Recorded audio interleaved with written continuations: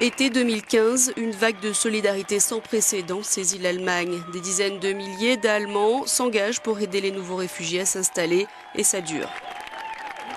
En un an, ils sont plus d'1 million de migrants dont la moitié syriens a demandé l'asile. La chancelière allemande est louée pour sa politique d'accueil humanitaire. Elle y voit une chance pour son pays et le répétait encore lors de ses vœux de nouvelle année. Je suis convaincue que si nous nous attaquons correctement aujourd'hui à cette formidable tâche que représente l'intégration de tant de personnes, alors demain cela représentera une grande chance pour nous.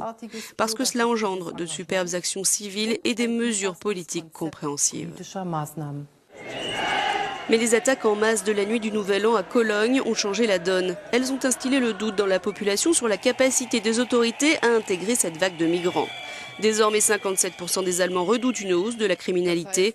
Angela Merkel est obligée de durcir le ton. Le droit de résidence et le droit d'asile en Allemagne peut être retiré si quelqu'un est condamné, peu importe la sentence, si c'est une peine avec sursis ou non, dit-elle. Nombreux sont ceux qui appellent à ne pas jeter la suspicion sur les réfugiés, mais les groupes d'extrême droite ont été prompts à instrumentaliser ces attaques de Cologne pour demander l'arrêt de l'afflux de migrants. Cologne a d'ailleurs connu sa plus grande manifestation anti-migrants et des heurts samedi. De nombreuses questions entourent aussi le rôle de la police la nuit du Nouvel An, alors que plusieurs centaines d'agressions étaient perpétrées. Comment la police a-t-elle pu être débordée? Les violences ont-elles été organisées? Des témoins évoquent une coordination des hommes qui donnaient des instructions à d'autres. La semaine dernière, le ministre allemand de la Justice, Heiko Maas, déclarait « Les auteurs doivent être punis. Nous devons urgemment clarifier si c'est une nouvelle forme de crime organisé contre lequel l'État doit prendre des mesures. »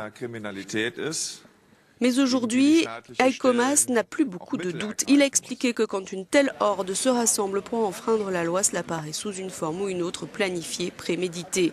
Dans un tel contexte, le mantra d'Angela Merkel sur les réfugiés « nous y arriverons » est de plus en plus inaudible à l'intérieur du pays. Beaucoup expriment leur crainte de voir des attaques similaires à celles de Paris perpétrées sur le sol allemand.